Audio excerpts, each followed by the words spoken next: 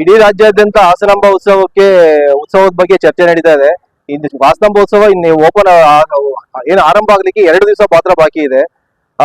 ದೀಪದ ಕೆಳಗಡೆ ಕತ್ಲು ಅನ್ನಂಗೆ ಹಾಸನದಲ್ಲಿ ಮಾತ್ರ ಪತ್ರಕರ್ತರಿಗೆ ಯಾವುದೇ ಮಾಹಿತಿ ಇಲ್ಲದಂತ ಪರಿಸ್ಥಿತಿಯಲ್ಲಿ ಹಾಸನಾಂಬ ಉತ್ಸವ ನಡೀತಾ ಇದೆ.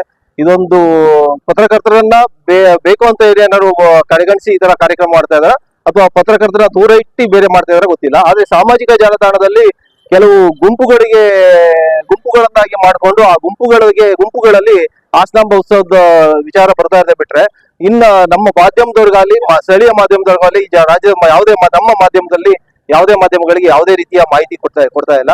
ಆ ಹಿನ್ನೆಲೆಯಲ್ಲಿ ಜಿಲ್ಲಾಧಿಕಾರಿಗಳ ಅವರ ಬಳಿ ನಮಗೆ ಪತ್ರಕರ್ತರನ್ನ ಯಾಕೆ ದೂರ ಇಟ್ಟಿದ್ದಾರೆ ಅಥವಾ ಪತ್ರಕರ್ತರ ಅಗತ್ಯ ಇಲ್ಲ, ಕೇವಲ ಸಾಮಾಜಿಕ ಜಾಲತಾಣಗಳ ಅಗತ್ಯ ಇದೆಯಾ ಅಂತ ಹೇಳಿ ಮಾಹಿತಿ ತಿಳ್ಕೊಳ್ಳಿಕ್ಕೆ ಅಂತ ನಾವೆಲ್ಲ ಇಲ್ಲಿ ಬಂದಿದ್ದೀವಿ.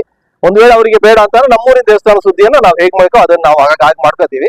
ಇಲ್ಲ ಅಂತ ಅಂದ್ರೆ ಜಿಲ್ಲಾಡಳಿತ ಇಲ್ಲಿವರೆಗೆ ಪ್ರತಿ ವರ್ಷದ ಪ್ರತೀತಿ ಅಂತ ಏನ್ ನಡ್ಕೊಂಡ್ ಬಂದಿತ್ತು ಅದೇ ರೀತಿಯಲ್ಲಿ ನಮ್ಮನ್ನು ಕೂಡ ಏನು ಪರಿಗಣಿಸಿ ಅನ್ನೋದಷ್ಟೇ ನಮ್ಮ ಬೇಡಿಕೆ. ಅದ್ರ ಜೊತೆಗೆ ನಾವು ಬಂದಾಗ ನೋಡಿದ್ರೆ ಅದು ನಮ್ಮ ವಿಪರ್ಯಾಸ ಅಥವಾ ನಮ್ಮ ಮಾಧ್ಯಮದ ವಿಪರ್ಯಾಸನ ಏನೋ ಗೊತ್ತಿಲ್ಲ. ಆದ್ರೆ ಇವತ್ತು ಕೂಡ ಇಲ್ಲಿ ಸೋಷಿಯಲ್ ಮೀಡಿಯಾದವ್ರನ್ನ ಕರೆಸ್ಕೊಂಡು ಅವ್ರ ಜೊತೆ ಮೀಟಿಂಗ್ ಮಾಡುವ ಆಡಳಿತಕ್ಕೆ ನಮ್ಮ ಈ ಮಾಧ್ಯಮಗಳು ಕಾರ್ಯನಿರತ ಮಾಧ್ಯಮಗಳು ಯಾಕೆ ಬೇಡ ಅದು ಅನ್ನೋದ್ರ ಬಗ್ಗೆ ಸಂಬಂಧಪಟ್ಟವರೇ ಸ್ಪಷ್ಟನೆ ಕೊಡ್ಬೇಕು ಅಂತ ಹೇಳಿ.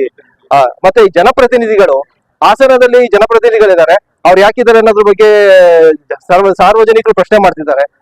ಇಲ್ಲಿವರೆಗೆ ನಮ್ಮ ಜನಪ್ರತಿನಿಧಿಗಳಿಗೆ ಇಲ್ಲಿವರೆಗೆ ಯಾರು ಕೂಡ ಬಂದು ಹಾಸನಾಂಬ ವಿಚಾರ ಬಗ್ಗೆ ಇಲ್ಲಿವರೆಗೆ ಒಂದೇ ಒಂದು ವಿಚಾರದ ಬಗ್ಗೆ ಯಾರು ಮಾತಾಡ್ಲಿಲ್ಲ. ಜನಪ್ರತಿನಿಧಿಗಳಿಗೆ ಶಕ್ತಿ ಇಲ್ವೋ ಅಥವಾ ಅವರು ಅಶಕ್ತ ಆಗಿದಾರೋ ಅದು ತಾಯಿ ಹಾಸನಾಂಬೆಗೆ ಗೊತ್ತಿರೋ ವಿಚಾರ.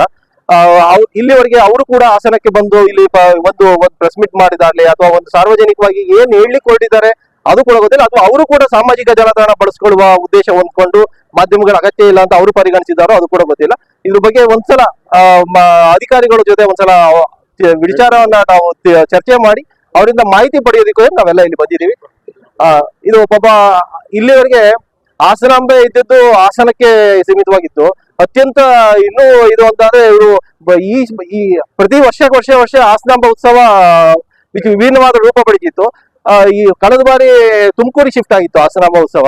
ಈ ಬಾರಿ ಹೆಚ್ಚು ಕಡಿಮೆ ಅರ್ಧ ಬೆಂಗಳೂರಿಗೆ ಶಿಫ್ಟ್ ಆಗಿದೆ. ಈಗಾಗಲೇ ಪತ್ರಿಕಾಗೋಷ್ಠಿನ ಪಾಪ ಬೆಂಗಳೂರು ವಿಧಾನಸೌಧದಲ್ಲಿ ಆಗಿದ್ದಾರೆ. ಮುಂದಿನ ದಿನಗಳಲ್ಲಿ ಇಡೀ ಹಾಸನಾಂಬೆ ದೇವಸ್ಥಾನವೇ ಬೆಂಗಳೂರಿಗೆ ಶಿಫ್ಟ್ ಆದ್ರೆ ಏನು ಆಶ್ಚರ್ಯ ಪಡ್ಬೇಕಾಗಿಲ್ಲ. ನಾವು ಮಾತ್ರ ಗರ್ಭಗುಡಿಯಲ್ಲಿದ್ದು ಅಲ್ಲೇ ಪೂಜೆ ಮಾಡ್ಕೋತೀವಿ, ಸಮಸ್ಯೆ ಇಲ್ಲ. ಆದ್ರೆ ಇದು ಅತ್ಯಂತ ದುರದೃಷ್ಟಕರವಾದ ಬೆಳವಣಿಗೆ ಅಂತ ಹೇಳಿ ನಾನು ಭಾವಿಸ್ತೀನಿ.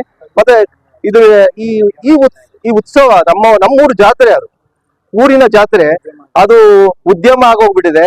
ಈಗ ಟೆಂಡರ್ದಾರರು ಹೇಳೋ ರೀತಿಯಲ್ಲಿ ಇಡೀ ಊರ್ ಕೇಳೋ ಪರಿಸ್ಥಿತಿ ಬಂದಿರೋದು ಅದು ಇನ್ನೂ ದುರಂತ ಅಂತ ಹೇಳಿ ನಾನು ಈ ಪ್ರಸಂಗವನ್ನ ಖಂಡಿಸ್ತೀನಿ.